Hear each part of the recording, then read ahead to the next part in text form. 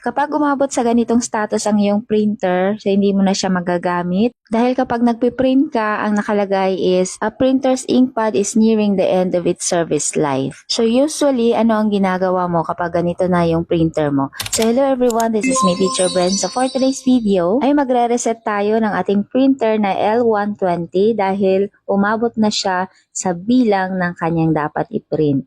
So kailangan na natin siyang i-reset. So karamihan sa atin kapag ganito na yung status ng ating printer, ay tinatakbo na natin siya sa mga gumagawa ng printer. So of course, kapag tinakbo mo siya doon, ay kailangan mong magbayad. So hindi mo na kailangan gawin yan dahil ituturo ko sa iyo kung paano mo i-reset yung iyong printer na nag-end of its service life na. So ganito lang yan. First, kailangan mo ng resetter. Pwede mo itong makuha sa Google. I-search mo lang yung Epson L120 resetter. So itong printer pala na i-reset natin ay Epson L120. So kapag nakakuha ka na ng resetter, ganito yung laman niya. I-double click mo itong blue na logo na application at lalabas itong Epson Adjustment Program. I-click mo itong Particular Adjustment Mode.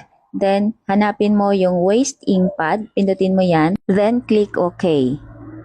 Ayan. So, dito makikita mo dyan yung main pad counter. So, i-click mo yung box. Then pindutin mo itong check. Yan. I-click mo ulit yung main pad counter, then i-click mo yung initialize. Yan. I-click mo lang yung OK. Tapos, hintayin mo lang na matapos yung kanyang pag-initialize. Yan. So, hindi naman siya matagal. At merong mga times na magkakaroon siya ng error. So, ulitin mo lang yung pag-initialize mo. So, katulad nito, nagkaroon siya ng error. Ayan, so ulitin lang natin. Pindutin lang natin yung OK, tapos pindutin ulit yung initialize. Ayan, so lalabas itong please turn off the printer. So i-turn off mo lang yung printer mo, tapos pindutin yung OK. Ayan, so i-turn off natin. Then balik tayo dito sa ating monitor.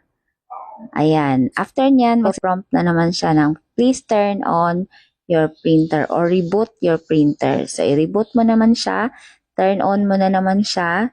Then, i-click mo lang yung OK. So, makikita mo na wala na yung blinking sa iyong printer. So, successful yung pag-reset mo na yung printer at pwede mo na ulit itong magamit. Yan. So, i-close lang natin itong ating resetter. Then, pwede na tayong mag-print ulit. So, yan lang at sana may natutunan ka sa video to. Salamat sa pagtanaw.